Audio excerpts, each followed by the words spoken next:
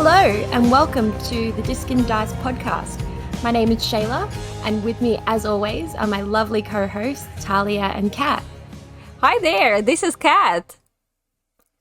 I'm good. How are you guys? Yeah, pretty good. Yeah, awesome. What's been going on? So, I can't believe we're already at 50 episodes. Yeah, I can't believe it. I know. 3.5 feels- years. Yeah. It feels like we only just started this. I know, right? Yeah, unbelievable. And yeah, it means that I know you for like 3.5 years. Remember how we met? Gosh. It has been a wonderful 3.5 years of knowing you, Kat. Oh, It thank sure you. has. I was wondering, we've been doing it for 3.5 years. We've played so many games, and I was wondering what was the most compelling game, video game or board game that you play, during this time. Can you think of one? That would have to be Sims.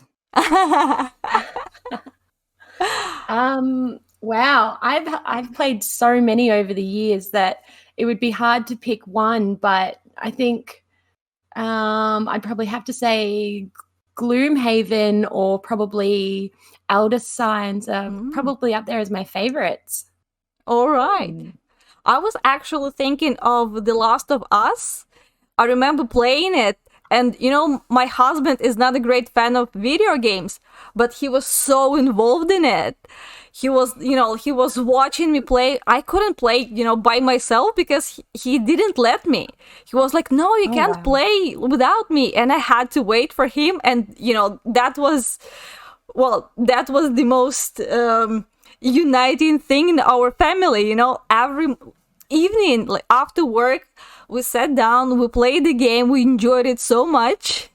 So much fun playing games with our husbands. Oh yeah, this is true. It's really nice being able to share something that we love so much with our partners. Like, hopefully one day that they could like maybe pick up on maybe some board games, start them on something small, or even something like Mario or Sonic. That'd be so get good. them starting small and work them up to something a bit bigger one day. Good plan. Yeah. Good plan. Yeah. So speaking of games, we should probably talk about what we've been playing.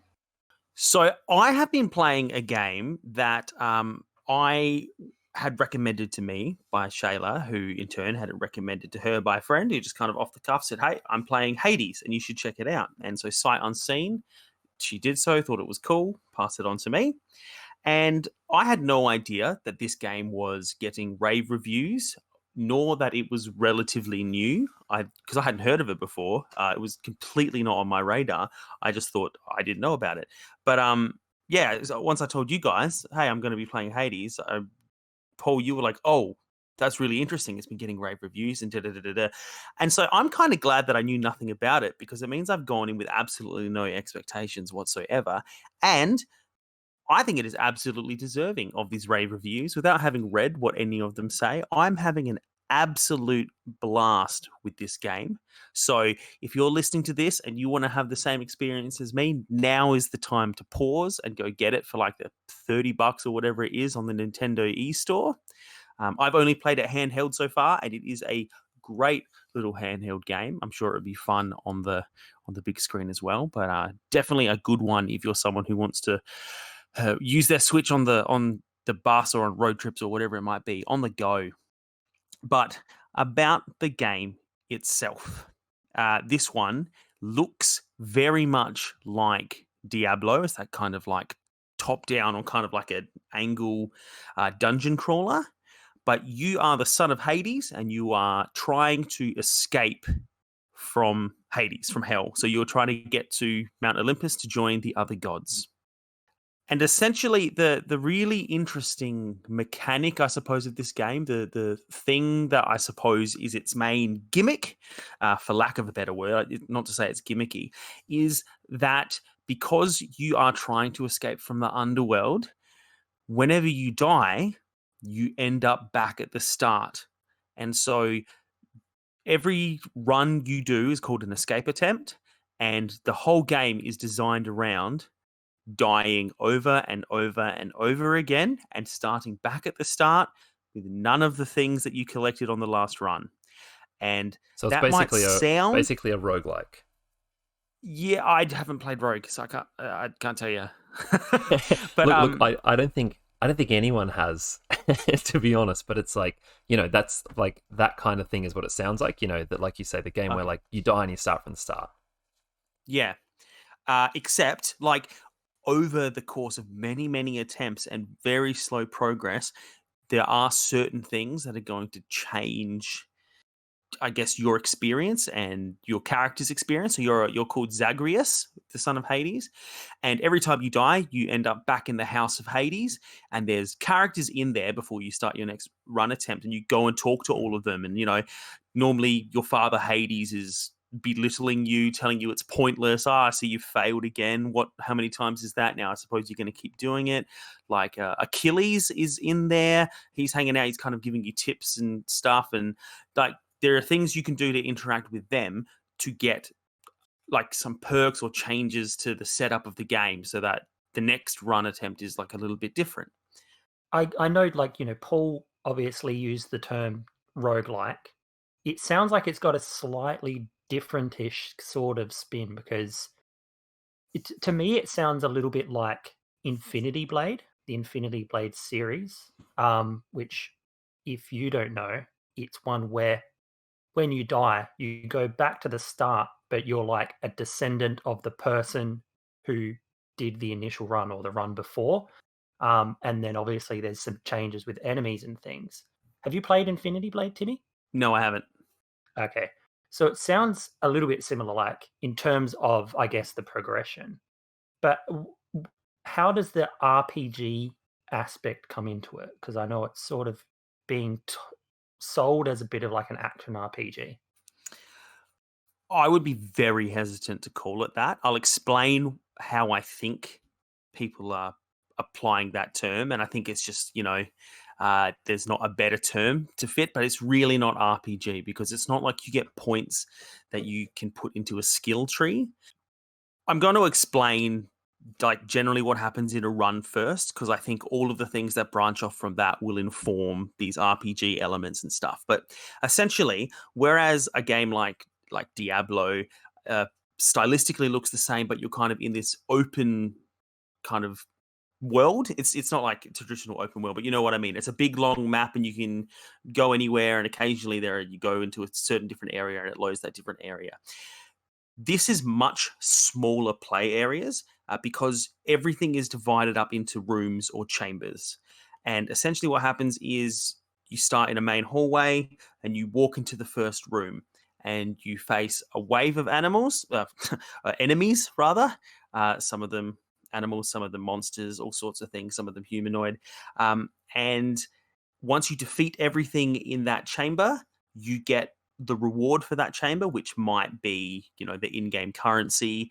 It might be like this darkness blood thing, which you use to power yourself up. It could be these things called boons, which are kind of what the game is built on. And essentially these boons are abilities or modifiers given to you by the different Greek gods, because this is a Greek mythology game, if that wasn't obvious from Hades and everything. But essentially, the Olympian gods are kind of all, as they tend to do in Greek mythology, interfering with this. They're kind of trying to help you out here and there for their own purposes. Some of them just don't like Hades and want to see him embarrassed by someone escaping the underworld. Some of them just like you, like they're like, oh yeah, I'm the son of a god as well, and I get it. So here, let me help you out. Some of them are, they have their own reasons.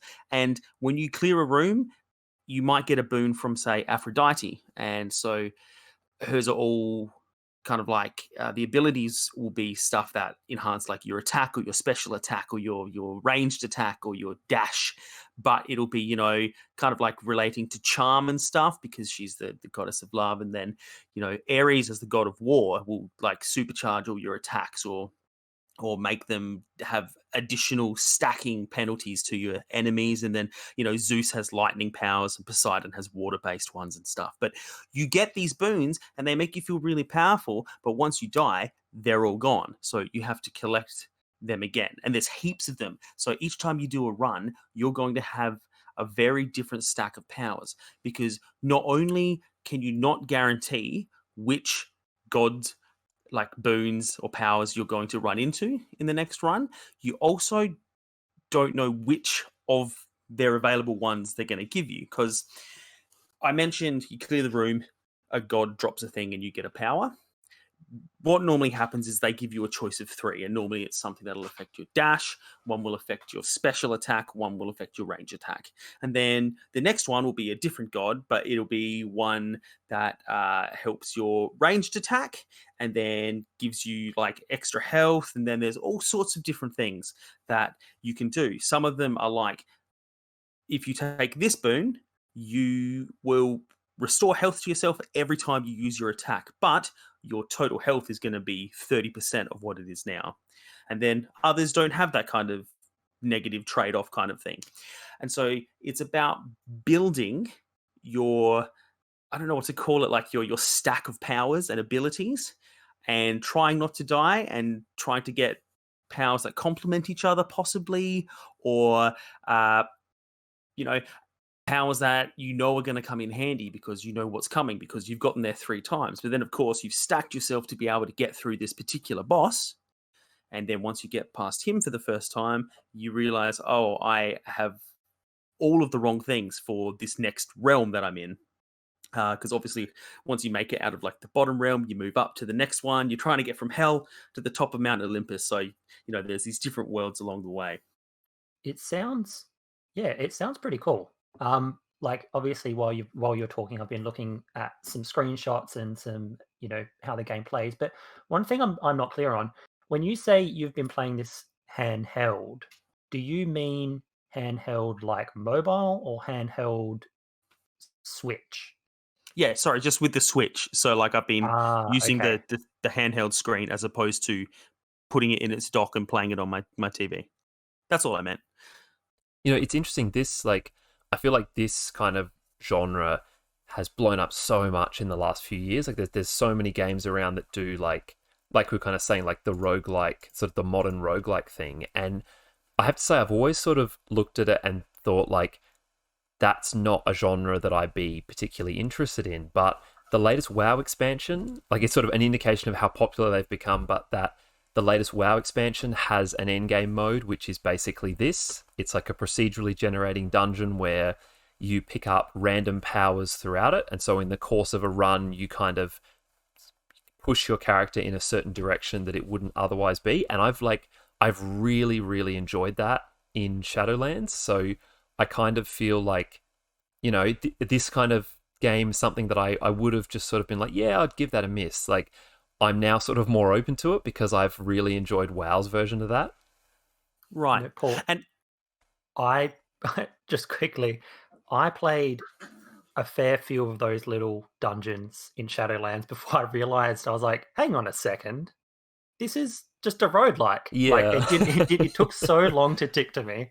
Yeah, I love the way that like this, we'll come back to Hades, but I love the way that it's like each WoW expansion often has a kind of a game mode which is like what's big in gaming generally. So it's like there's that WoW expansion which has like basically Pokemon in it and stuff like that. So it's like roguelikes are big, so they fit a roguelike mode into the game for one expansion. I also just want to stress, because like I don't know if I've like explained it very well, that it's not just like you do one run, see how far you get, and then you start a new game. It is very much one game and one continuing story. You just keep resetting back to the start of the world, I suppose. Like every time you respawn, Zagreus will like talk to himself about what just happened, and you go and talk to the people in the House of Hades, and they'll be like, so the Furies got you that time, hey, Megara. My advice for taking on them is da-da-da-da-da, and, everyone is aware of what you're doing, and each time you do it, you go and you talk to these characters, like there's like Nyx, and there's Hades and Achilles and Megara and Eurydice, Sisyphus and Orpheus, all these famous Greek mythological characters. And, you talk to them and this kind of backstory starts unfolding. Like, we don't understand. It doesn't say at the start of the game why Zagreus is suddenly desperate to escape Hades. But then from playing it and talking to people and also overhearing other people's conversations, we learn like his motivations for doing that. Like he finds out that he's been lied to about some very important things in his life. And so that's why he's doing that. And then, we're learning stuff that like his backstory, but then at the same time, Zagreus is discovering things, and so we learn with him as well, and we learn by developing relationships with these other characters, and some of that is like it just happens from talking to them, from dying over and over. Other times, you have to give certain things to certain characters to further your relationship with them. So that might just be like talking to them, or you get this thing called like nectar, which is essentially like a precious oil that you can give to people as gifts, and it's pretty hard to come by. So you end up kind of going, oh, I'm going to hold on to this and I'm going to give it to Aphrodite next time I see her because I might get something back in return. And it really grows the lore and the backstory for all of these characters and informs your relationships with them. It's really quite clever the way that, I'm learning that it's a roguelike, and I'm all for that. But like I feel like they've really gone to some great lengths to ensure that you're not feeling like you're starting from zero every time. It's like you're building on your past failures.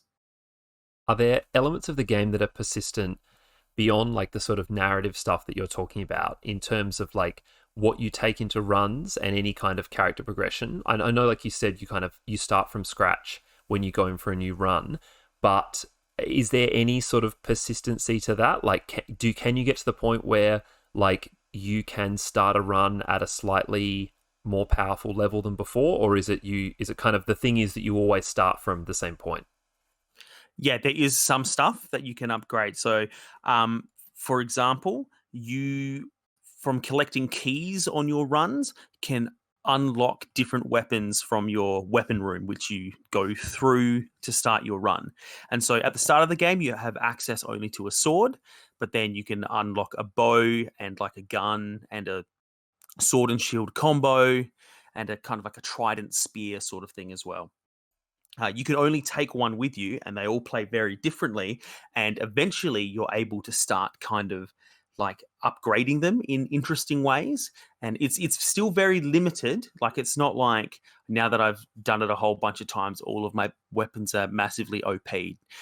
The different things that you use to upgrade the weapons, you come by them very rarely. So you have to really make a decision about which weapon you prefer and how you want to use it, because you're not real. I don't think realistically you're going to have time to upgrade everything unless you were going to sink a lot of time into this and focus on doing just that rather than trying to clock the game.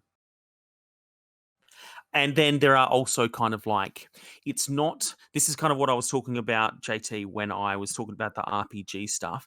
There is like, I mentioned one of the rewards you can get is this thing called darkness, and it's like a purple liquid. It kind of looks like blood, and you collect that as rewards, and you can put that into certain abilities, like persistent abilities, and it'll be stuff like, increasing your maximum health points, or making it so that you are more likely to find certain things when you're smashing vases on your next run. It might be gold, it might be health, that sort of stuff. And then also you can, in the House of Hades, talk to, like, you can do these things called renovations, and there's like a chief architect, and you invest with him, and he'll make it so that every now and again on a run you'll come across a healing chamber. Because one of the biggest hurdles when you first start the game is there's no way to get health back. Like, it's very hard to do that. And so, you can invest in future runs having access to things that might give you a little bit of health back and stuff like that. So that's kind of why I was saying not really an RPG, I don't think. But there are, certain things that you can invest in-game reward currency into to kind of set yourself up a little bit better. Is this game difficult? Um, Because like I guess it's like that's one of the things that's put me off this sort of genre is it seems to be like, generally speaking, maybe not all of them, but it seems to be the kind of game that attracts like, you know, the min-maxer type of gamer. You know, it's almost, it's got like the Dark Souls appeal to it, and that's always sort of made me hesitant about whether I would enjoy it. And I feel like you're a better person for me to ask about that than, you know, other friends I have who, you know, who would play it for the challenge reason. Yeah. I'm glad you invoked Dark Souls, because I was about to say, oh, well, it's not a Dark Souls. Right, It's like okay. Demon Souls. Like, that was one thing that Shayla mentioned straight away. She's like, oh, it's like Demon Souls, you can't die. Like, you and I was like, you can die in Demon Souls. And she's like, no, you can't afford to die because you'll lose everything and start over. But it's quick.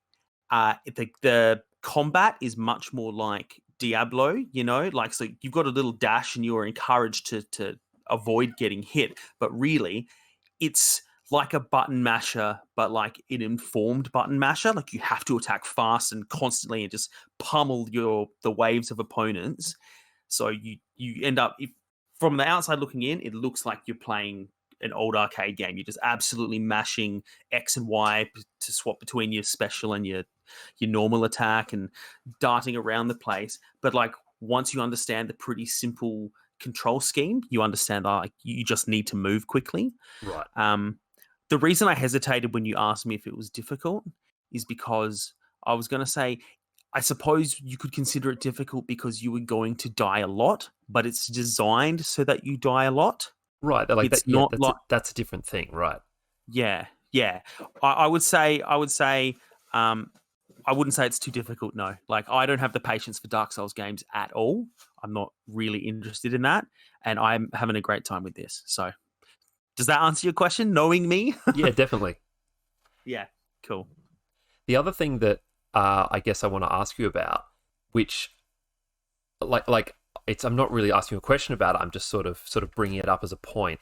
Is the graphics and like the aesthetic and the art design of this game, because like that's probably why this game piqued my attention when I first saw that it was announced, because the developer Supergiant kind of have this track record of producing like gorgeous games. I think they've done like Bastion and maybe like Transistor, I think was the other one that was pretty that was sort of, they're kind of known for their art style.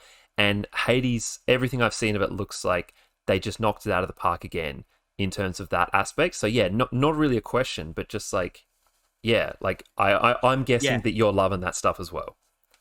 Absolutely. That was exactly where I was going next. I was about to say, oh, also, by the way, the music is excellent. Excuse my dogs fighting with each other, if you can hear that. The music is excellent. The voice acting is really, really good. And, you know, it's well scripted. Like, there's a lot of reading. Like, they say maybe like, they speak maybe 50%. Oh, no, actually, they speak all of it. But, like, it's all written down as well. So you can play it on mute if you need to. And, yeah, the artwork is really nice. Like, all the sprites are quite small, you know, because you're playing that top-down thing. And, you know, it has to fit a lot in a screen. But whenever someone's talking to you, like, their picture comes up along the bottom of the screen. And the character design of all these Greek gods and legends and myths is, like, really cool, interesting design. But even more than that, just the artwork itself is stunning. Like, it's really cool. I could look at it all day. I'd read it. I'd buy a comic if these characters were in it. Like, they look fantastic. So yeah, I guess that is another rave review, right? For for Hades. Yeah, adding my voice to the multitudes. I've got another question for like you personally playing this game. Do you think that playing Diablo, because we know you sort of have put a bunch of time into Diablo 3 recently-ish, do you reckon like playing Diablo means that you enjoyed this game more? Because, I kind of, from what you've said and from what I've seen, there's some similarities in the sort of like, like top-down action hack and slash kind of thing. Do you reckon like you liked it more because you played Diablo? I'm just kind of curious. I don't think that factored in personally. Like, I've enjoyed Diablo when I've played it. I think Diablo has a steeper learning curve just in terms of like the whole skill trees and picking a class and then, swapping in your different attacks and stuff. Like, there's not really swapping. The attacks don't vary that much. Like, when you get a different God's Boon, it might give your attack something like a curse, so that when you hit someone with it, they continue getting hurt for 3 seconds after you've hit them as well. But the motion is still the same of just hitting them with a sword. And it's not like you have the Diablo kind of thing where like one attack is summoning, a giant bat, and then another attack is a big ring of fire around yourself. Like, there's not big differences like that. Mm-hmm. So yeah, I mean, I don't think my enjoyment of Diablo in what limited of it I've played factored in at all. And, it's not like I've enjoyed this so much that I don't need to ever play Diablo again.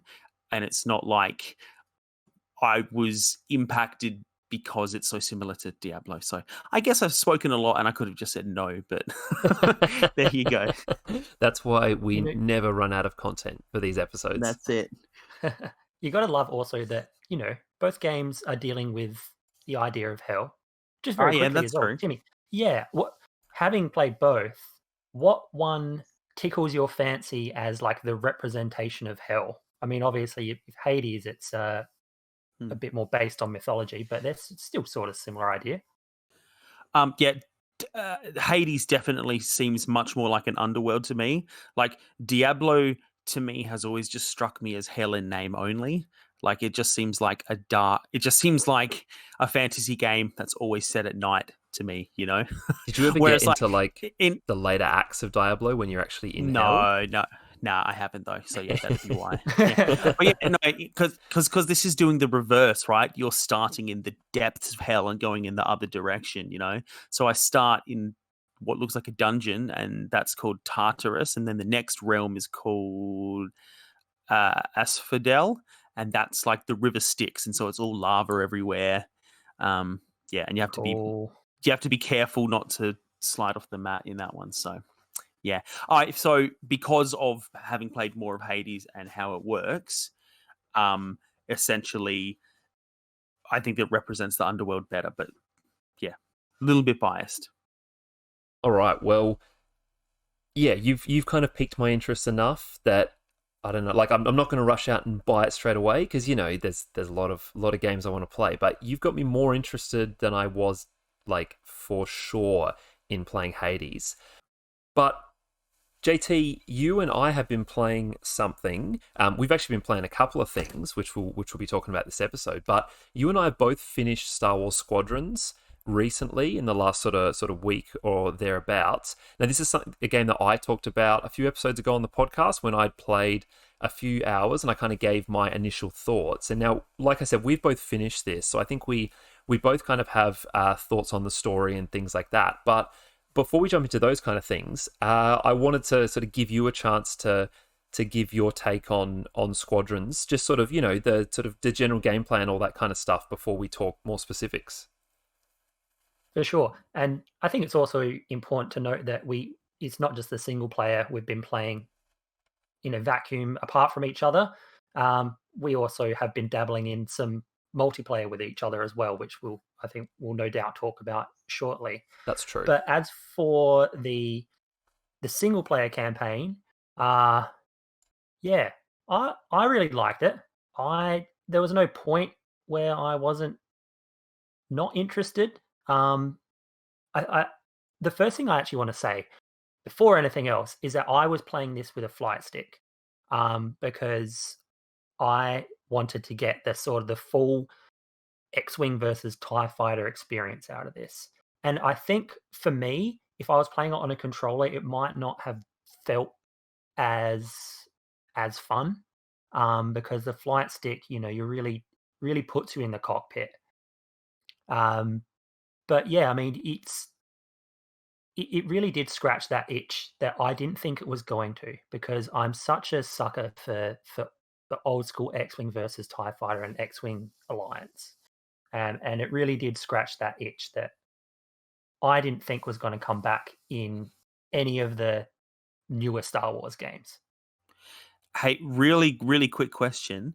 Did you just happen to already have a flight stick, or did you go out and get one for this?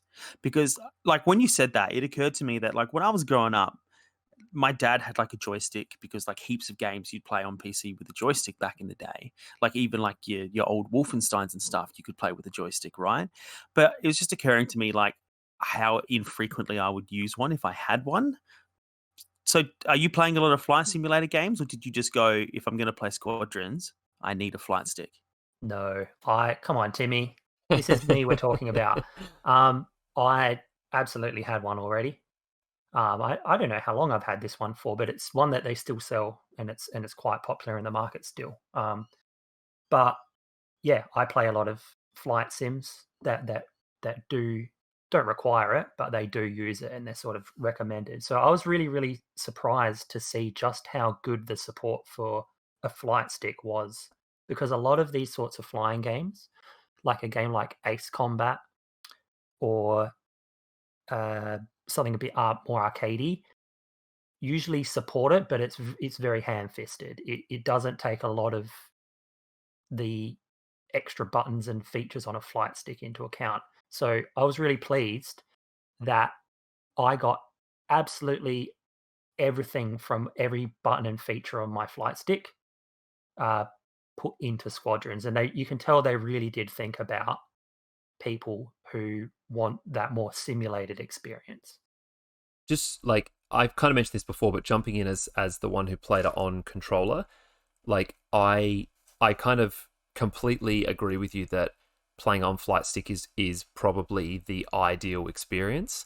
But I had really no issues playing it on controller. Like it probably took me a little bit to just get used to controlling it, but that was just sort of an acclimatization thing. But once I got used to it, like I wouldn't say I had any real issues at any point with the controls.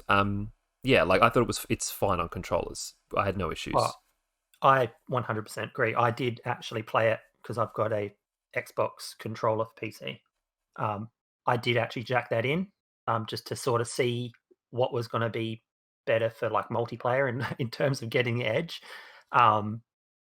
And I had no qualms with it at all. I thought it was completely fine. So if that's all you've got, then, don't feel like you're missing out because you don't have a flight stick. I'm using the flight stick because I already had it. I think I did actually try and get you to purchase one, Paul, at one point, just to sort of join the master race. Yeah, but, I think if multiplayer if it turns into a thing we do regularly, I probably would. That's sort of yet to be seen whether that's going to be the case. But if it did, I think like it would be a small investment to make to be able to have quite a bit of fun with that. Yeah. Otherwise, well, that's true. Otherwise, though, you're essentially just paying an extra $50 for the game. That's true. Yeah. But yeah, I mean, outside of the controls, the game itself, there are just such a great cinematic moments, and I don't mean that in like a scripted single player sense. I mean that is as just like battling out. Some parts of the game completely blew me away in terms of like the sound, the action. Everything really jumped out at me visually and haptically, like just in terms of like the feedback from the game. So I'm curious to know what your thoughts on how the game played, especially in the single player campaign. Well, like I guess I talked a bit about that last time, so I didn't want to sort of just repeat myself. But I guess something that I wanted to mention that's kind of a updated impression from having finished it is I totally agree about those kind of one-off moments throughout the campaign. I think the individual missions are really, really well designed, and I really like that they kind of throw something new at you every single time you're out there flying a mission. It's not like you're going to play 3 or 4 missions in the campaign which just involve, blowing up 20 X-Wings or something like that. It's like every mission has a twist, every mission has kind of like a situation where you have to do something new, and I think that it does a really great job of kind of keeping the gameplay fresh in that sense. Like there's a couple of missions that kind of jump out in my mind, and I kind of don't want to spoil stuff, but like for you, JT, who's played it, and for other people who have, if I say like the mission where you have to basically set up a minefield, if you remember that one, like Yes, I really, really enjoyed that mission. I liked that kind of you were interacting with the environment in a way that was unexpected. Like I kind of expected the environments of the game to be fairly sort of static. They're just something you kind of like fly around, but I really liked the way like that mission had you interacting with the actual kind of map that the mission was set in. And then I really like the way a lot of the missions, you don't just enter a map and you play out the entire mission in a small area. Often you would move between parts of the map. So there's a mission where you're raiding a particular planet, and each sort of part of the mission is a stage in a different part of the planet, and it's kind of cool. You attack one area and then you fly on to the next area and you have a new objective there, and once you've done what you need to do there, you fly on to the next bit. And I liked that it didn't feel static like that. It felt like the missions were quite dynamic, not in the sense that you get to kind of choose the direction they go, but that they would, the situation would change throughout the mission. And I think it was really cool. A lot of the missions have optional objectives that you can do, and they don't feel like too tacked on. I tried to pursue as many of those as I possibly could, and it really changed up the pace of the missions in a lot of those additional objectives that you can complete. So I thought that was really, really cool addition. I guess you mentioned the story before, kind of briefly, and I guess that's something that we both wanted to discuss a little bit. Like, did you have any more to say about like what you thought about just the narrative of the game? Yeah, so I didn't mind it. I feel like with a game that's set only in a starfighter, there wasn't a lot that they could really do with it. But it also had that sense of scale that Star Wars, I think, always has to seem to have in a lot of its stories. I think I would have liked it to had been a little bit more low key, perhaps even a little bit more mundane, instead of having this like, well, there's this big thing or this big huge objective at the end. And I get that that's sort of just how games are, especially if you're dealing with Star Wars games. But I think that's one thing I kind of liked about a game like X-Wing versus TIE Fighter, which didn't really have a story, but it very much focused on smaller skirmishes or smaller objectives. And I think it probably would have been hard to craft a story around those. I get that. But I think the narrative itself, for me, didn't really hold my interest a great deal. I thought it was kind of lackluster. But I mean, obviously you've finished as well, so I'm really interested to know what you think about it. So just quickly on sort of the point you made there, it's interesting because I actually felt it was quite mundane. I kind of liked that they didn't, like, you're not flying missions with characters from the movies in this game, which I really liked. I thought it actually did feel like the scale was smaller. I felt like you were kind of operating in a little corner of the galaxy where the fight between like Rebels and Empire is playing out, but you weren't sort of on the front lines of it. So yeah, it's interesting. I felt like it did do that, but yeah. How would it compare to, say, and I know, Paul, before you'd finished it, you did draw some comparisons to this last time, but that big campaign that they touted for Battlefront 2, and we haven't been particularly favorable to that in the past, but I think it's a good example of a game that is otherwise a multiplayer game having like a bit of a single player campaign in there. Would you say, like JT, you're saying it didn't really hold your attention in a lot of ways, and I would imagine more care was given to kind of like the big multiplayer battles than anything else in a game like this. How does it compare to that campaign from Battlefront 2, just as a point of reference? I think it's definitely better, and I would actually say I feel like the attention is pretty evenly split between single and multiplayer. I think it's a pretty bare bones game in every department. I think the story is not very long in the campaign, and the multiplayer modes are like there's not a lot there. Like there's not a huge number of maps. There's not a huge number of modes and things like that. So I think like it's definitely better than the Battlefront 2 effort at a single player campaign. Like I'd say like very clearly it's better than that. They've put a lot more work into this one. But yeah, I wouldn't say that like it's the single player campaign has kind of suffered at the expense of the multiplayer. I think if you look at it in a different sort of context and think of the single player campaign as really a introduction or almost tutorial for the multiplayer aspect, because you do everything that's in the multiplayer is in some way, shape, or form implemented into the single player campaign in terms of like choosing your ship, choosing your loadouts, introducing you to the different types of countermeasures and shield systems and how to use them. And that's sort of like as I was playing through it, and then when I got around to doing multiplayer, it very much felt like I was ready. Like I knew how to jump into the matches. Well, see, Yeah, now I feel true. like what you and Paul have said are kind of at odds with each other. It might be because maybe I'm like weighting the word tutorial too heavily. But yeah, like Paul, you've said that you think it's pretty 50-50 single player multiplayer experiences, like what the focus is on.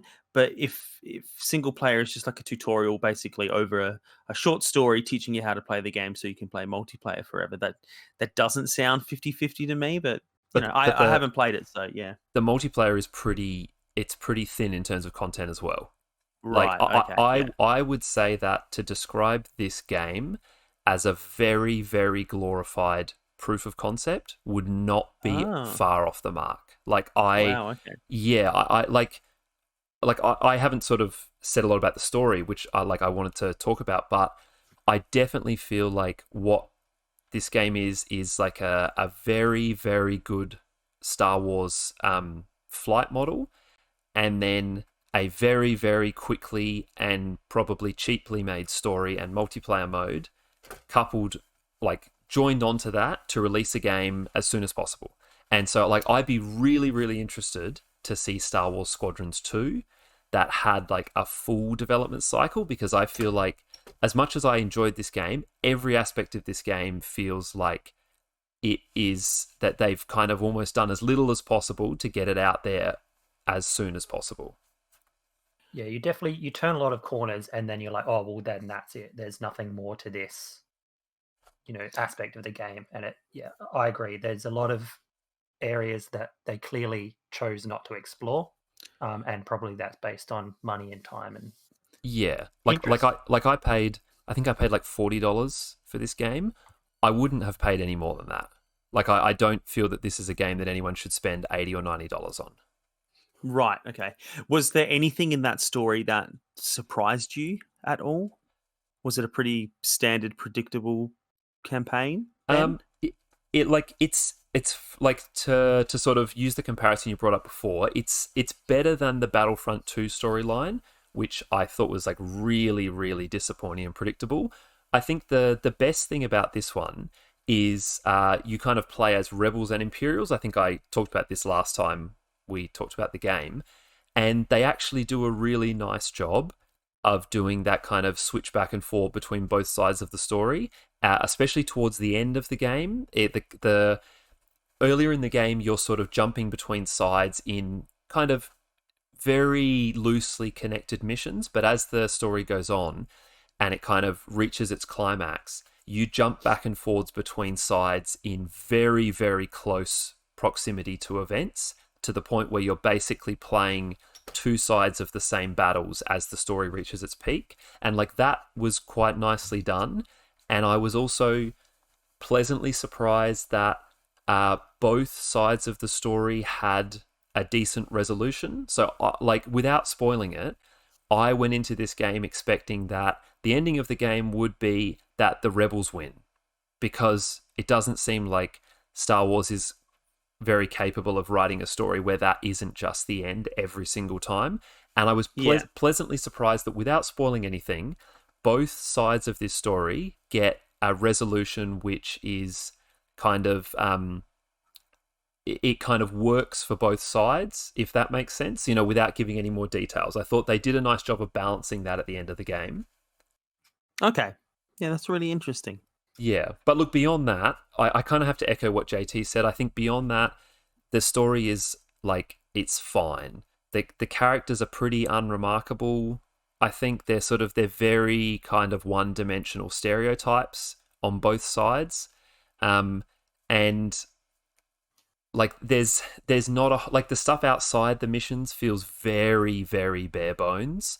Like, your character you're playing as, which they get you to create at the start of the game, I don't know why they bother to have you do that, because your character... Yeah, you mentioned this. Yeah, like, they literally never talk. They never engage with the other characters. You are just a completely blank slate. You're like... It's like the silent protagonist, but not in the good way that something like Half-Life does it. It's... Yeah.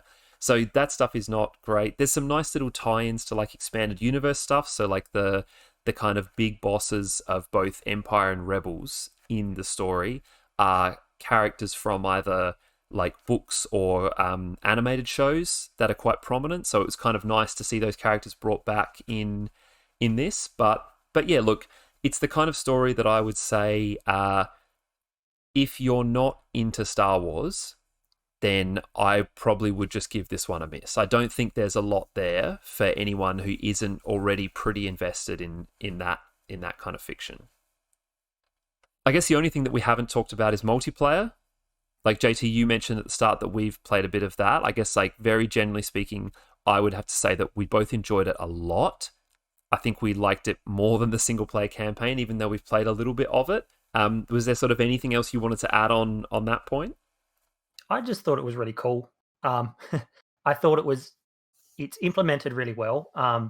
And just how the battles start, it's got, like, your team flying and each person in their ship, sort of like a little introduction screen.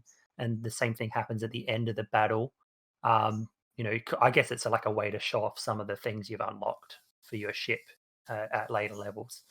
But I thought it was really cool. I really, really enjoyed playing that again, because I know you and I have played some X-Wing versus TIE Fighter multiplayer in the past, and it sort of gave me a little bit of a nostalgia shock, or a little bit of a treat to sort of jump back into the cockpit and do some missions. And I liked what little we did actually play. I thought it was really cool. So it's something I think I'll definitely be playing a little bit more of.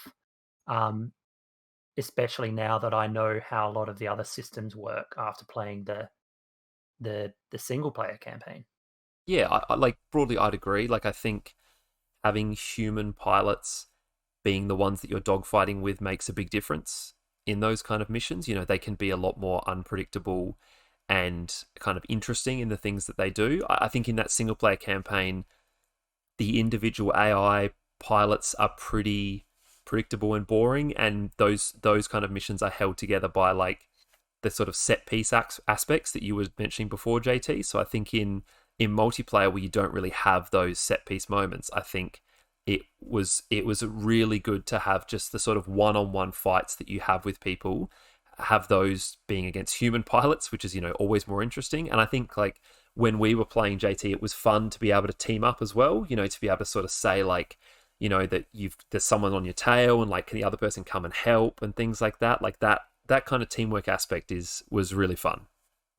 Yeah, it was really cool. There was some genuine rivalries that we were developing Yeah. against some of the other team's pilots. And you do get in some really tense dogfights. It's not simple, and I think there is a real element of skill involved, being that it's like a flying game.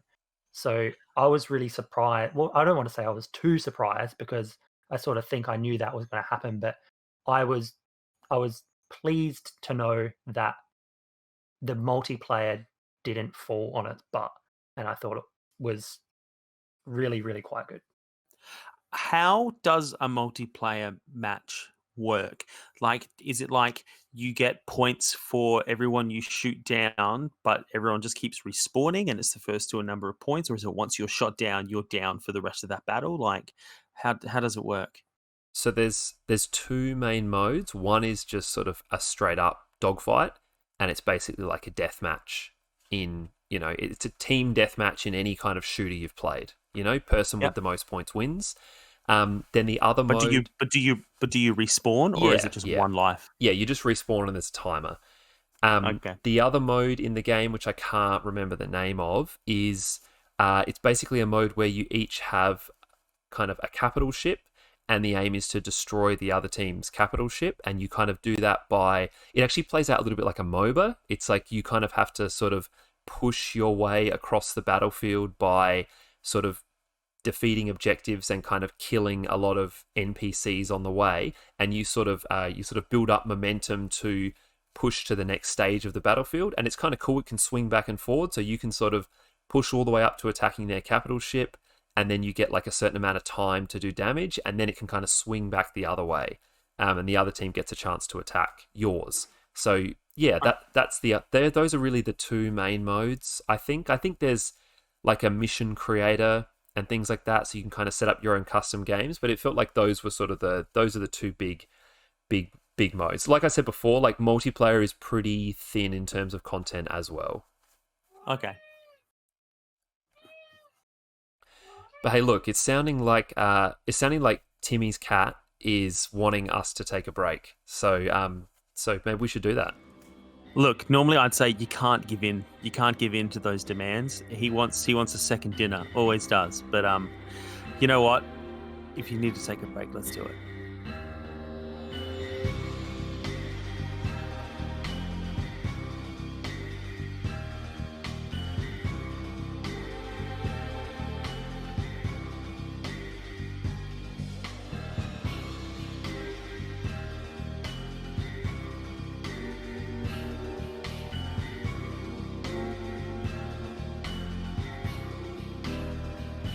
So around about 2 years ago, Timmy and I played a card game that we really, really enjoyed. And we talked about it on the pod back then.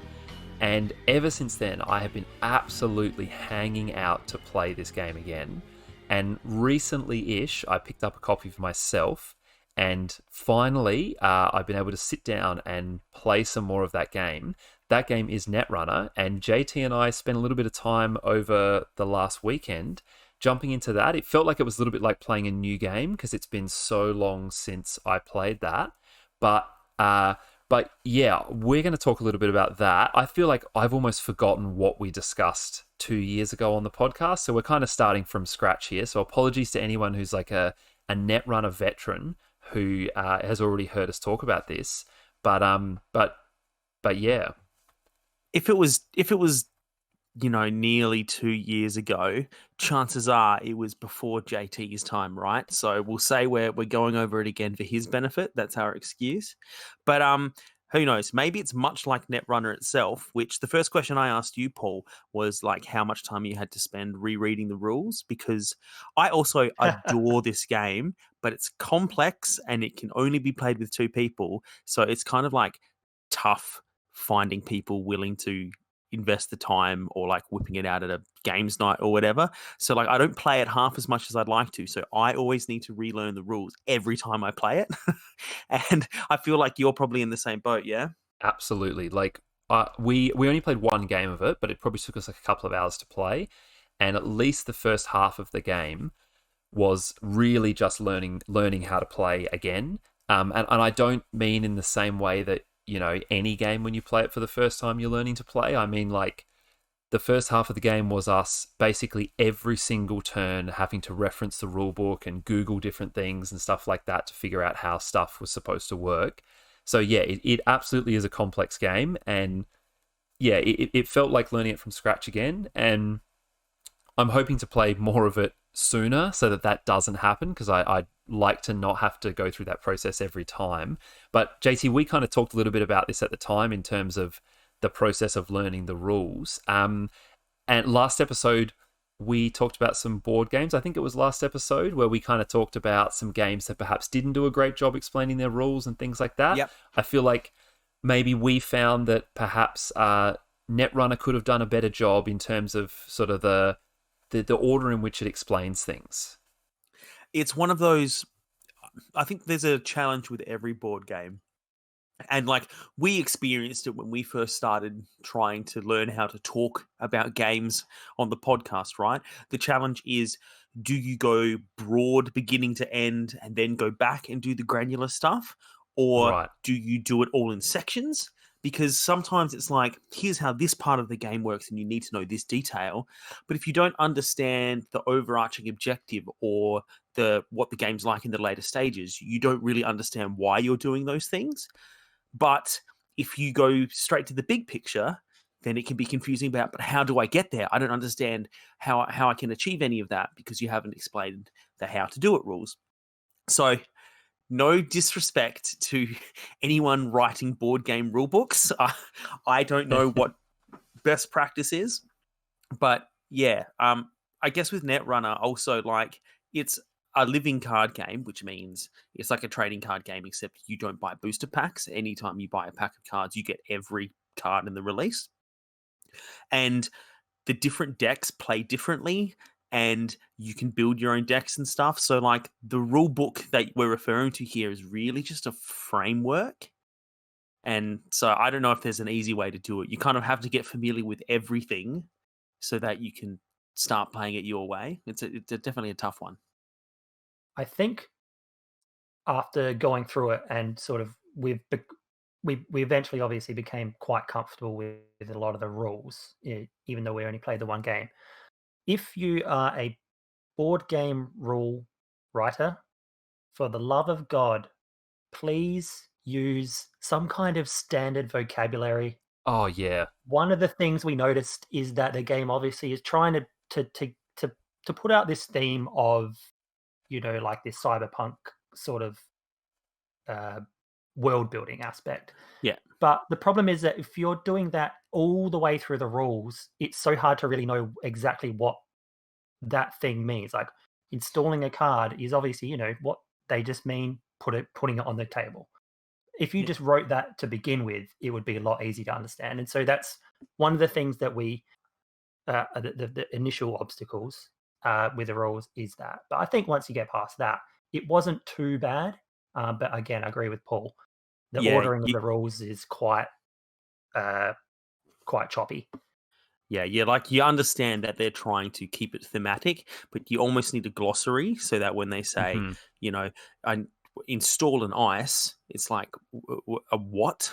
Yeah. It's like, oh, you mean place this card down here, and then an icebreaker is just like an attack card. So, I get both sides of the argument. Like, why have themes if every book is going to call the things the same thing? But yeah. They're definitely, like, it's just another notch on the learning curve, isn't it? Yeah, and I think as JT said, the rule book, the order in which things are explained is a little bit weird. So, like, it opens by telling you how to win the game, and then before mentioning how the game actually plays out in terms of, like, what constitutes a turn, the rule book jumps immediately into a very, very granular description of each of the probably 20 types of cards that you can get in the game. And then after doing that for like 4 or 6 pages, it then goes, okay, this is how you start a game of Netrunner. And it just feels like, it feels like in the process of learning the game, we had to read the rule book in a very strange order in order to get to that point, rather than moving from page 1 to the end. And I guess, just to slow it down a little bit for people who are new to the concept of Netrunner, because we've kind of just complained about the rulebook and not explained anything. The concept of Netrunner is it's a game about hacking, and one of you is playing as a massive corporation, kind of like a big evil corporation trying to advance its agenda by doing research or investing in the stock markets and stuff like that. And the other person plays as a hacker, or in this case, a Netrunner. And so it's an asymmetrical game, which makes it even harder to learn because you both do different things each turn. It's not like you can watch what the other person does and go, oh, okay, so you do this. I'm going to do a similar thing on my turn. Nah, your side of the play area looks completely different, and you play completely different kinds of cards. And I also want to take another moment here to remind everybody that we all love this game and it's really good, despite us having just spent like 10 minutes talking about how hard it is to understand and bashing the rule book. It's really worth your time. And I'm sure there are probably YouTube tutorials about how to play it that would be quicker than reading the rule book as well. So maybe a lot of games do that now. I'd have a look for one of those and kind of have the rule book handy for clarifications. Yeah, it also probably gets a pass being a discontinued game. So there's there's no rewriting of that rulebook for the second edition going on. But hey, Timmy, you mentioned the asymmetrical gameplay, and that's something I really wanted to emphasize here as one of the real positives in terms of how this game plays out. Like, it is very asymmetrical. It's not even like you are both playing the same game, but you have slightly different cards.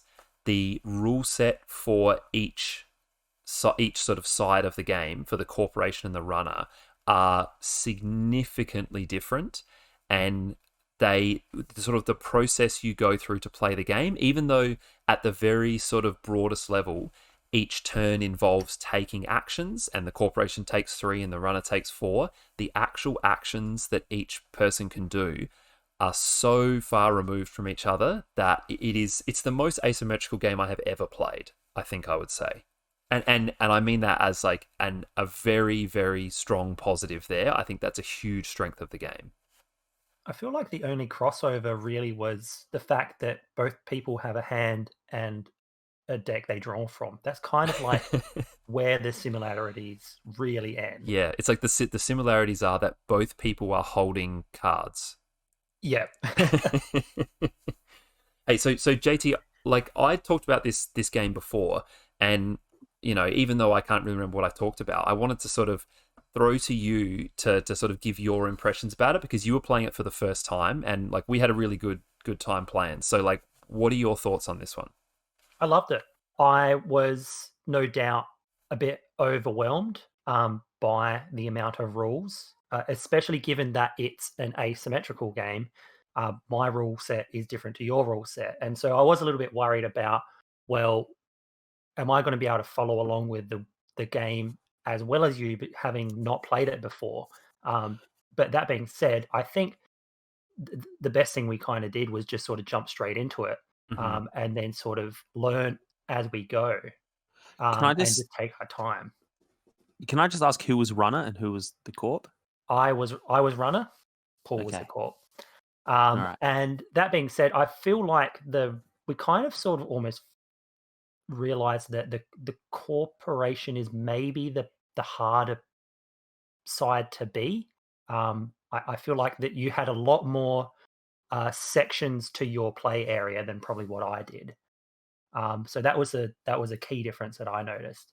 Yeah, there's a lot to keep track of, I think, sort of, especially as the game goes on, and as the corporation, you set up servers that the runner has to try and hack, and there's no limit to those. And so, as the game goes on, you can really have a lot of different servers, which are basically like little stacks of cards that you have to sort of be aware of and kind of make sure you're protecting and remember sort of like what's in those servers and things like that. But yeah, like, I don't know if it's like, I feel like while the corporation has more kind of things to juggle like that, because the corporation is playing very much a defensive game, I think sort of the complexity for the runner then comes in terms of making that choice about what you want to hack and things like that. I think it's also interesting because if the corporation can set up some strong defenses, it can often feel like the corporation is just playing by themselves. And I mean that because you set up these servers, and the way the game works is like you have to score agenda points, and it's the first person to, I think, is it like 4? It's not. It's not a 7. lot. 7. Yeah. Yeah. Okay. Cool. And you get them by like you put the card in the server, and that card will have a set of requirements. And once you fulfill those requirements, you collapse the server and you put the card face up, and you get to claim those points. And so the runner doesn't necessarily know which of the servers have agenda cards in them, and so they're kind of like doing their runs. They're attacking you. They're trying to hack in and steal stuff from you and do damage and whatever it might be. But like, as long as you've got like a whole bunch of servers and some misdirection and some defenses and stuff, you can just kind of plug away, making money, satisfying those requirements, and then flipping them over. And it's that asymmetry, but also that kind of like, yeah, you're a big corporation and that's one hacker. It's like a mosquito on the hide of like an elephant, you're just flicking your tail occasionally to get rid of the fly and just concentrating on finding food and water, like it's really cool. But yeah, often as the corporation, if things are going well, it really feels one-sided, like you're just playing yourself. Yeah, like the corp can literally win the game and never interact with the runner at any point. Whereas, the runner has to hack the corporation in order to win. That's one thing, is that defensive game that obviously I didn't get to play that. And so hopefully when we next play, I'll have a go at the corporation. But was just the allusion to poker. There's like that very like, I don't know what your game is. I can't see what you're really doing on the board a lot of the time. And so, like Timmy said, that using your misdirection, I really, really enjoyed that. I loved that I really had to sort of guess or piece together based on maybe some of your past actions, or maybe even your play style just as a player, what sorts of attacks that I'd be making, or what I would be actually going at. And so there was that real like, I'm psychological kind of aspect to the game in a way, that I really, really loved. I was really surprised to see that was going to be such a big part of the game. I think that poker reference analogy is like a really good one, because like, as the corporation especially, right, like you've got these sensitive things, and you can do as much as you have like the action points to do in a turn. So you could set up 2 servers, and you could either do a bluff by like, leaving something unprotected but making it a booby trap, so the person goes, oh, unprotected card, and then they get damaged. Or you could put the protection in front of the booby trap and leave the sensitive thing exposed, because the runner's going to go, well, they wouldn't leave something good just exposed, so I'm going to go for that, and like, yeah, poker's a good way to do it. Like the psychological warfare, like you're trying to read this other player, going like, where are you hiding things? How are you playing this? And like the different corporations you can play as have different strengths and weaknesses, and one of them is going to have a strength that is like the traps and stuff. They get more from trapping runners than another one who is just brute strength. And I really like that there's no equivalent for me, or for a runner. There's no equivalent like you're trying to sneak around or hide things from the corporation. The corporation doesn't care, like you said earlier. No, yeah, you just you're just running at them. And so the corporation can ruin some of your stuff, like it can break your shit, but like it can't steal things from you. You've got nothing the corporation wants. Like it's that asymmetry again. Just like real life. Exactly. I think sort of a broader point here that we're kind of touching on it again and again, and something that I love about this game is that it so perfectly nails its setting in a way that kind of in a way that other games try to do, and I think so few games effectively do this, in that sort of every action that you take in the game, it feels logical in that world. and it's all that stuff like you're saying about the the play style of the corporation kind of being sort of irrelevant in terms of what the runner is doing until the runner hacks the corporation, and even just sort of the individual actions that you can take.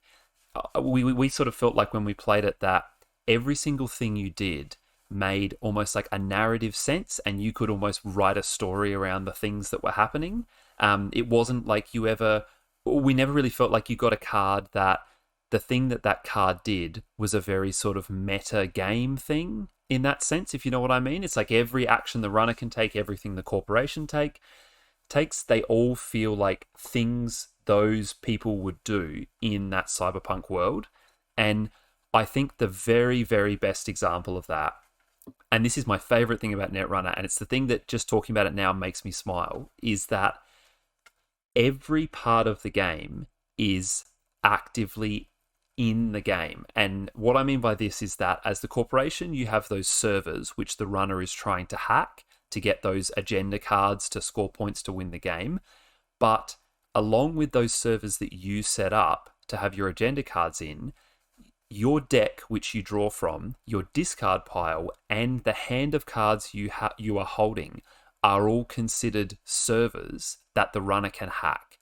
So I cannot get enough of the fact that in this game, the runner can hack the hand of cards that you are holding and take cards from it and manipulate the hand, because in terms of like the way the game sees the kind of setting here, every single thing the corporation has is hackable. And like the hackers can use that to their advantage, right? Because they might be the kind of hacker that can force the corporation to have to discard heaps of cards. And you think, well, that's annoying for the corporation. Now I can't use that card. But it gets worse because they can hack your trash. You know, they're hacking whatever it's called in the game. I can't remember now. But like your deck of cards is called your R&D department, research and development, which is like cool. You know, like it's that theme you're talking about. It's stuff you haven't looked into yet, but you're going to as you pick up the cards into your hand. So yeah, that is. You're right. It's very, very cool. Like, I think you put it really well. Like, everything is in the game. Like, everything has a whatever the opposite of meta is. Yeah, well, that's what we were saying when we were playing. That sort of, the deck and the hand are usually just meta elements of a card game. Yeah. You know, there's sort of like a thing that has to exist for you to play. But in Netrunner, it's like no, those things are part of the game in a very real sense. Yeah, it almost reminds me of like something that what's that magic deck that we all pitched in to get, that magic set that's the crazy one. Something. Yeah, Unstable. Unstable. That's right. Yeah, it reminds me of some of the stuff in Unstable where it's like the people who are possibly in the same room with you when you're playing the game can be part of the game if you have the right card. Yeah, but even then, it's still just a hand of cards, and you are summoning these creatures from somewhere else in the game meta. You know, Yeah, like in this. Yeah, it's cool. Hey, Yeah. I wanted to ask, and we can hold off on this if you have more general thoughts about the game. But you sent me a photo of you guys playing this game, and I was green with envy because it's been like the last time you and I played, Paul, was the last time I played. So that's probably 2 years ago, right? Yeah. And you mentioned after, a couple hours later after you'd finished playing that you kind of created this really cool story together. Like you had a really good game and some cool things happened, but you didn't want to tell me about it because you didn't want to waste all this talking that could be podcast content. So now I got to know. You got to tell me about what went down. All right. Okay. Like JT, I can explain it if you want. Yeah, do it. I'll jump in if I feel like my character is being misrepresented in the game world. But otherwise, go for it. Sure. So like I kind of thought about this because I was looking forward to telling you, Timmy, and I feel like it's a really, what happened in our game is a really good example of the way that like this game creates a narrative. So like in a mechanical sense, in terms of how the game works in mechanics, what happened is JT had 5 of 7 agenda points, and I think I had like 2 or something like that. And basically, if you're the runner, if you have to discard cards and you don't have enough in your hand, you lose the game. And so I was able to use a card which forced him to, I think, discard 3 cards and he only had 2. And so that was it. He lost the game. So like purely mechanically speaking, that's what happened in our game.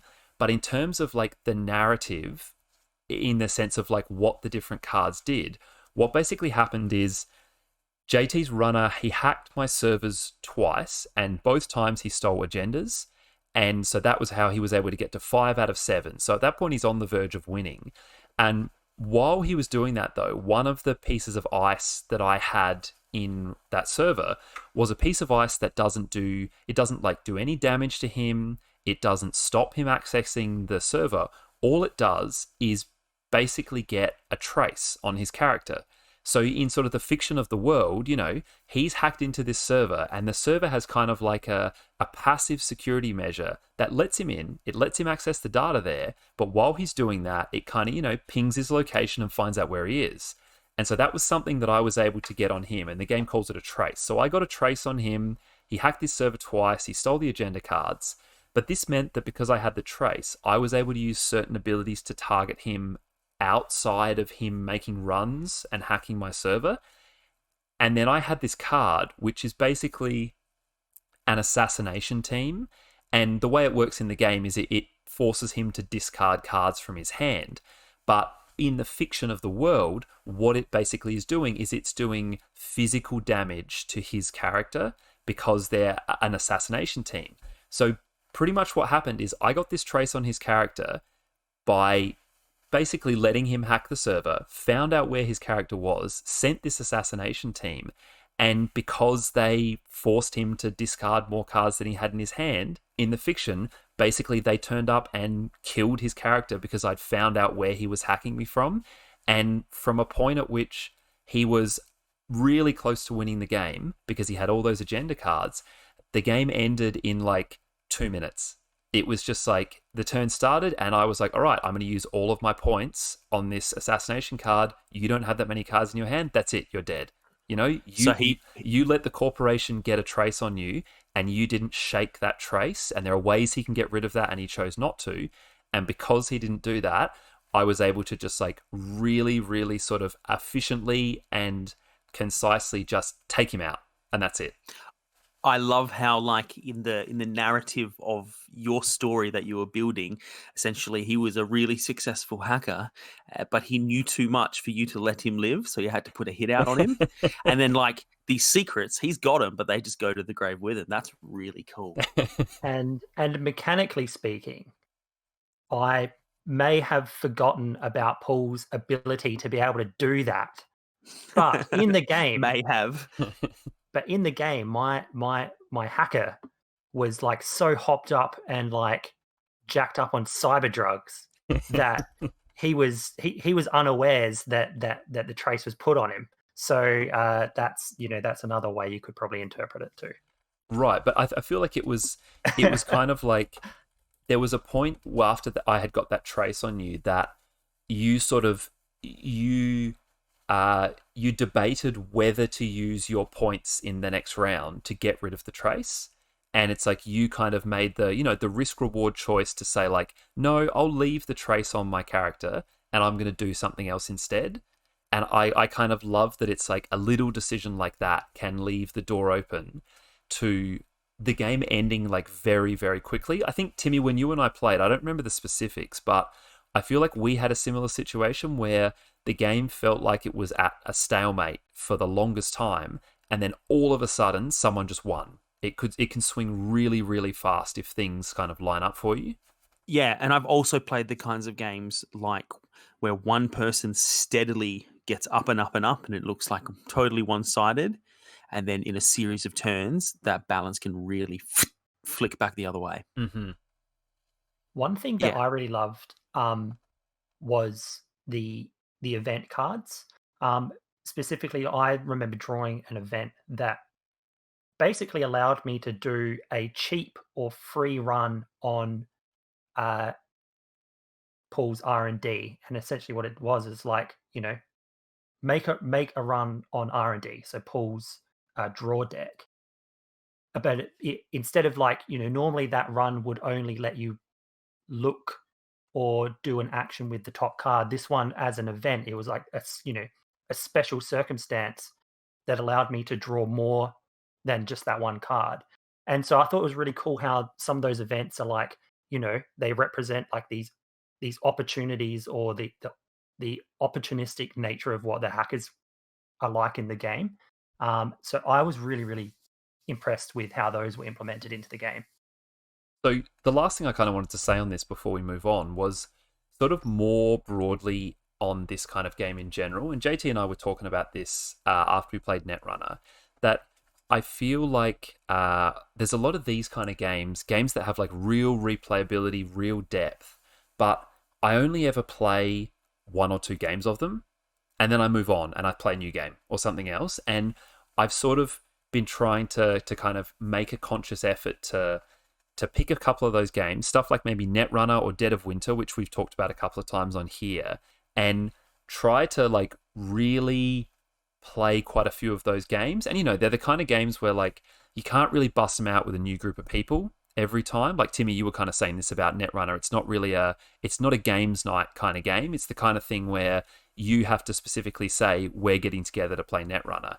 And yeah, I'm kind of really wanting to spend some time discovering like the depth and the replayability of some of these games, because yeah, I feel like we play a lot of board games, but we always play new ones, and that can be fun sometimes. But I also feel like I'm missing out on so much stuff in these games that are made to be replayed over and over and over again.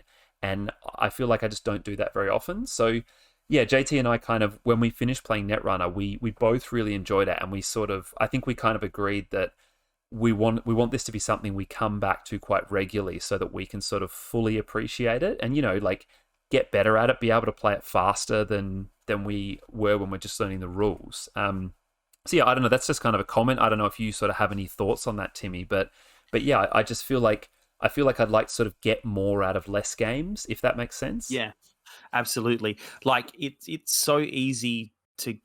We talk about it with video games all the time, right? We go, "There's too much coming out," right? It's because we're trying to keep up with that, and it's because I think we treat video games a little bit more like disposable experiences, like they take up less space, or they're just digital downloads, and so once you've played it, it's fine. You don't have to think about it anymore.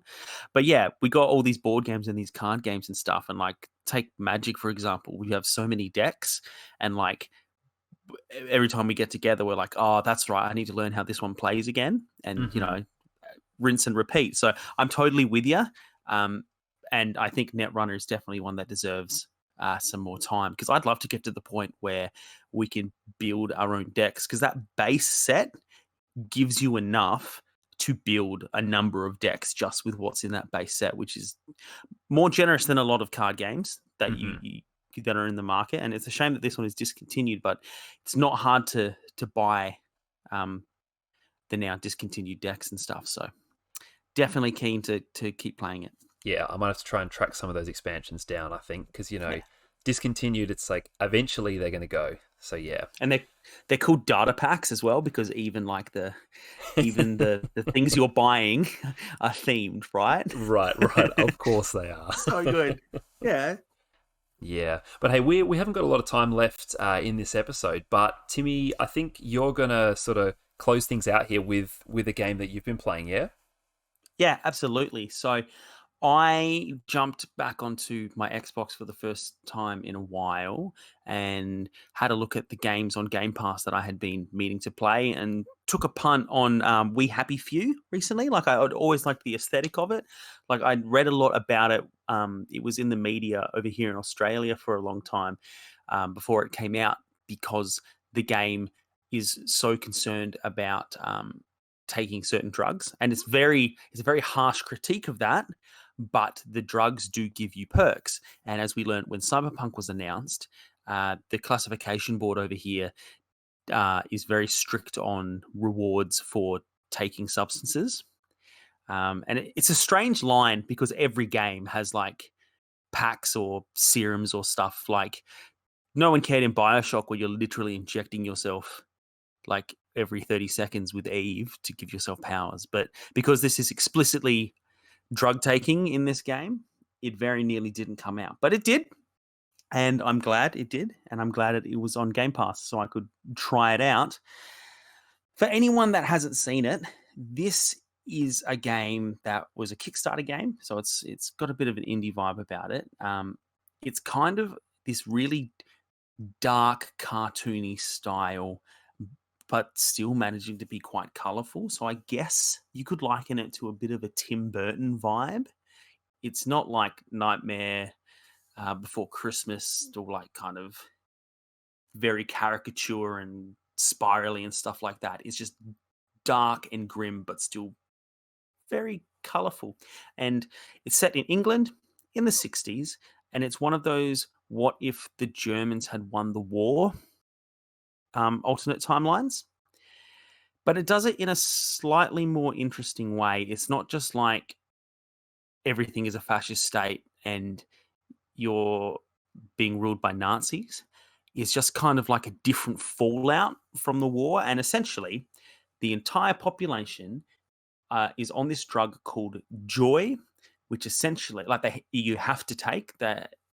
It's kind of unclear whether you like legally have to do it or they have just made it socially unacceptable to not be on joy. But at any rate, when you're not on it, people notice and they call you a downer and you're ostracized and the guards will come and try and get you.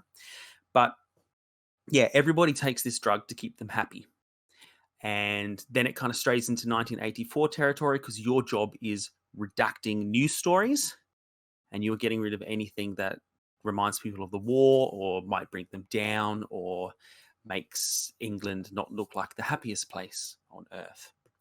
And so, of course, the story begins with you deciding to stop taking your meds and being noticed and being chased out of town. If you haven't seen it, I'd suggest, if you're listening and you're interested, to just Google image search We Happy Few, because everybody has these like white painted faces. It almost looks like mime makeup. Like it's just like a white circle around their face and these big garish smiles. And it makes everything really, really unsettling. So I was very interested with this game when it sort of first got announced years and years ago. And I sort of I was following the development cycle, and sort of after it sort of came out, I wasn't really as interested. Not really sure why, but it sort of just dropped off my radar. But one thing I remember was during its development and when it first got released on early access, it really seemed like the game was having a bit of trouble sort of figuring out what game it wanted to be. I think initially it was a bit more of like a survival game over like something like a little bit more like story based. So what's the ultimate sort of, what did it end up being in terms of you playing it, Timmy? What would you say the game matured into?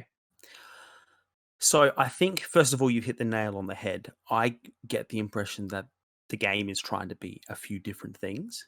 There's a bit of it that kind of seems like the Thief games to me, like a lot of stealth, a lot of stealing.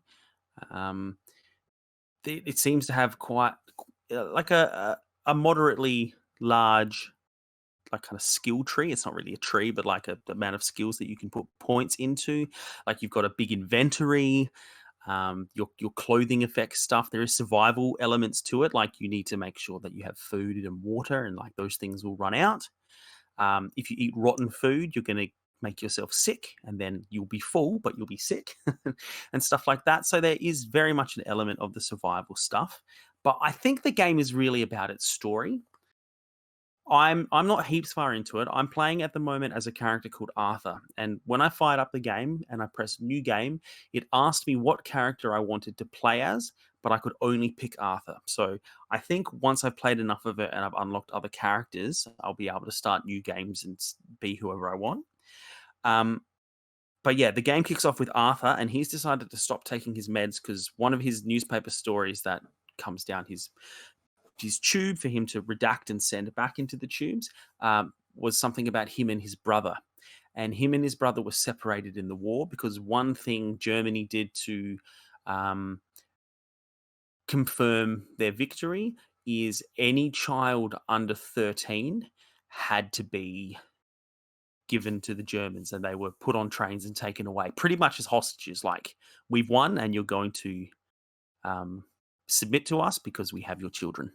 And so as an adult now, Arthur Hastings is the character I'm playing with, and he decides that he is going to go and find his brother because he should have done it years ago. And so you're kind of learning about your past, and perhaps things weren't quite what they seemed, and blah, blah, blah. And at the same time, you are trying not to take too much joy. Like, it starts with you getting off your meds and you see the world for the horrible place it really is. Like, people think they're hitting a piñata and then eating candy, and it turns out they're eating a big dead animal. Like, it's quite grim, stuff like that. But you'll run out of town, and then you have to deal with people on the outside of this village because the village is safe. It has guards, but then there's gangs out here. So it's kind of it's like Outer Worlds, sort of, I was telling you about. Fallout has similar stuff, that typical, there are safe places, but you have to fit in and not ruffle feathers. And then there's the dangerous outer areas. So it has a bit of an open world feel about it, but you kind of go from area to area. So, Timmy, I guess to answer, sorry, yep. Well, I guess, like, I was going to ask another question. I was going to say, like, are you enjoying it? Because I'm kind of not getting this. I'm not, like, getting a clear vibe that, like, you're really loving it, but also not a clear vibe that you're not enjoying it. So, like, yeah. So, yes, I'm very much on the fence at the moment. Right. I think aesthetically it's very cool. I think the story that is unfolding is pretty cool. Like, I'm just going to tell you my theory because I'm not far enough in the game for this to be informed by anything, but I just get the impression that perhaps what our government is telling us in this game about the outcome of the war and why the children had to go might not actually be the Germans themselves. I'm wondering, because it's so very much, there's a very strong 1984 influence, right? Like, and we're being told that, the Germans won the war and they took the kids and that's where my brother's gone and blah, blah, blah, blah, blah. But I'm just getting like this real creeping feeling that, like, we're not being told the whole thing, and, like, not just because, Germany are keeping us under their thumb, but I reckon we weren't told the truth from the start. And that's my theory. And so I'm really interested in the story. And I think from a narrative point of view, I think it's being delivered very nicely. I think the voice acting is really cool and it looks good. I don't think it plays that well. And I think the problem is kind of what JT touched on, is that it didn't decide what kind of game it wanted to be, because it's a bit clunky to control, especially in combat. And, it kind of does encourage you to try and do more stealth than anything else. But it also very frequently has put me into situations where stealth wasn't an option, or it was only an option to a point.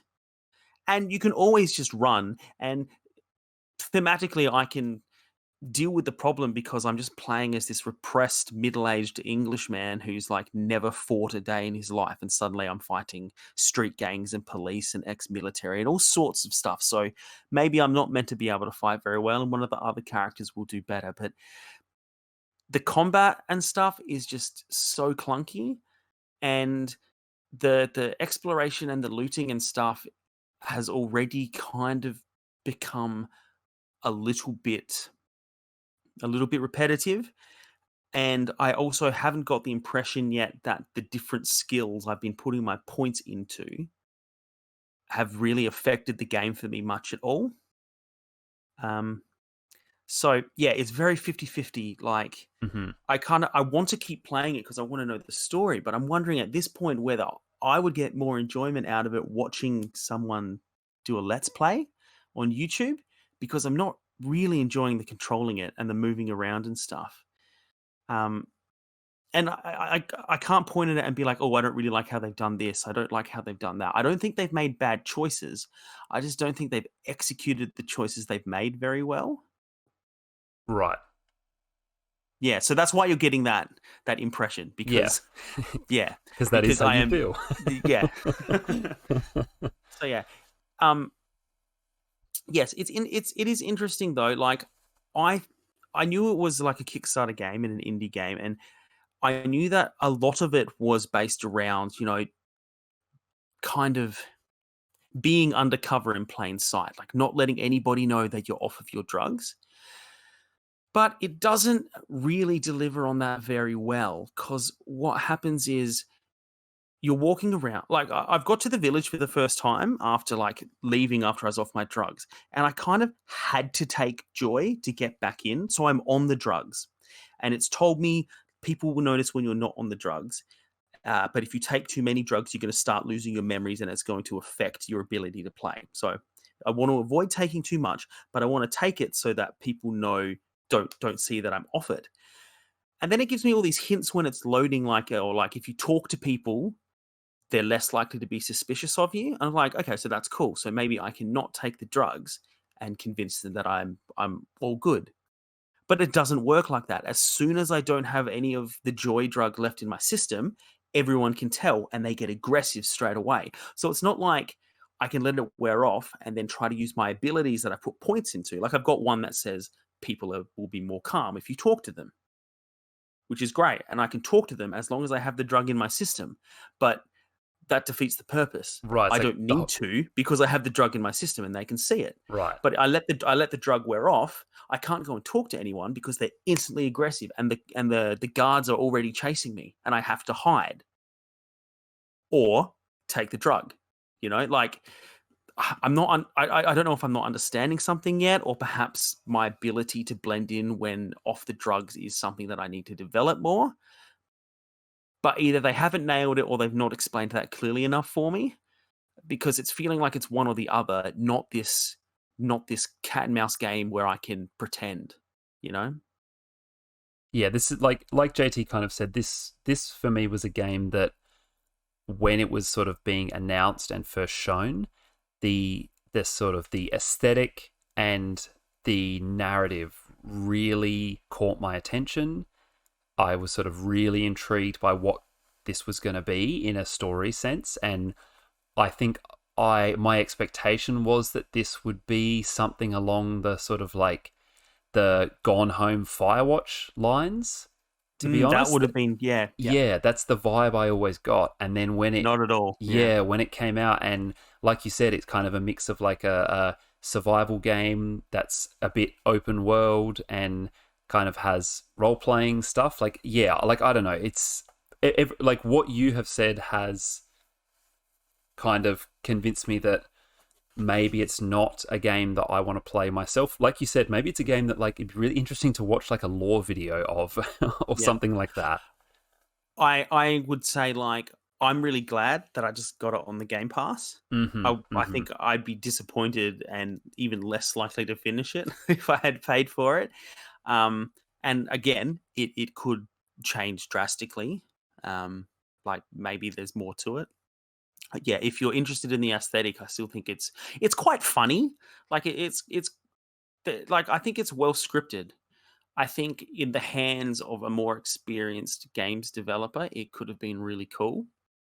I just think it's very obviously like an independent Kickstarted game, Yeah.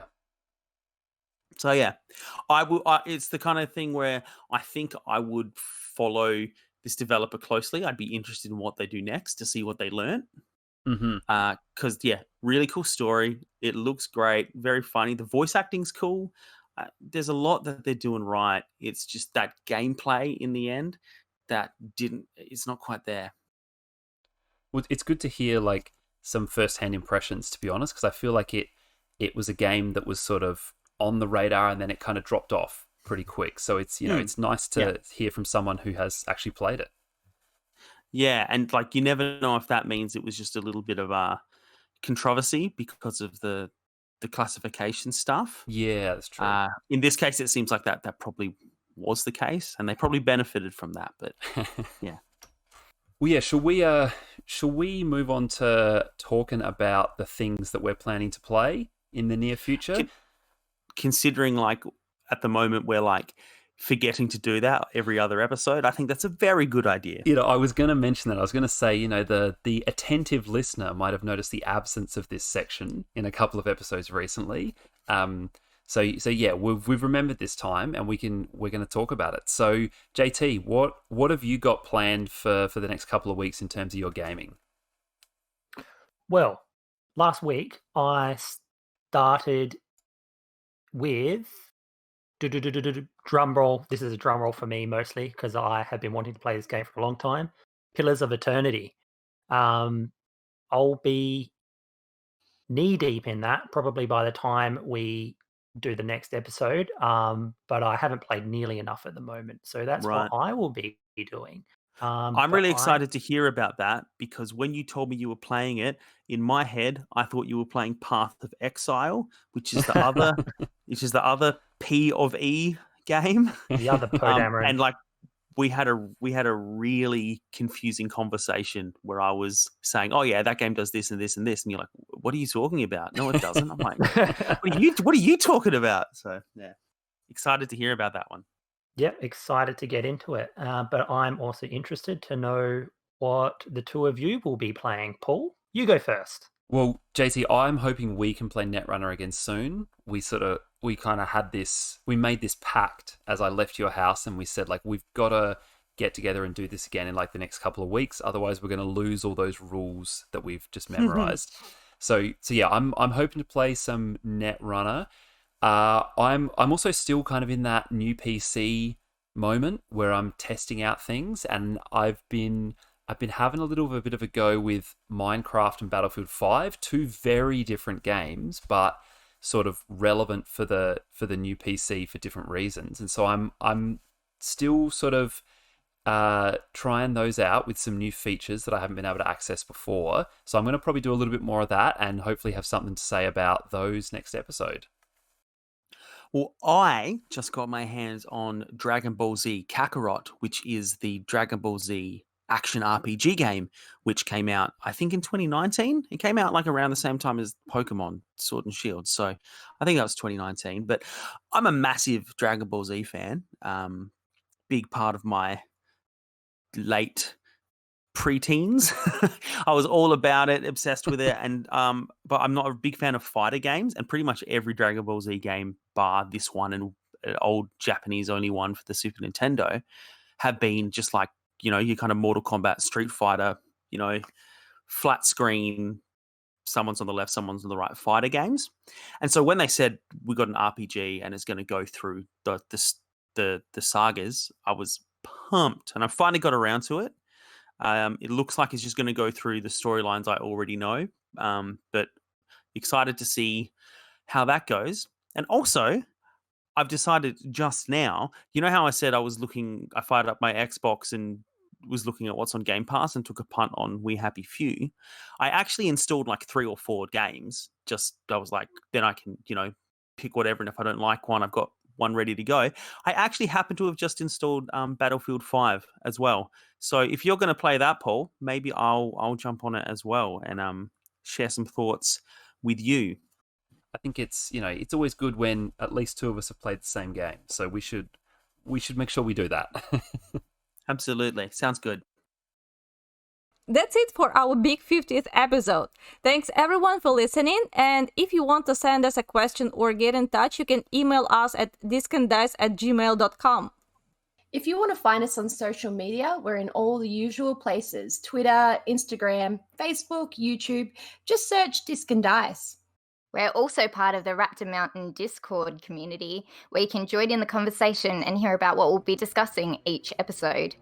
You can find the details for that in the episode description. Well, yeah, so that's it for our 50th episode. Hopefully we get another 50 episodes with you lovely ladies.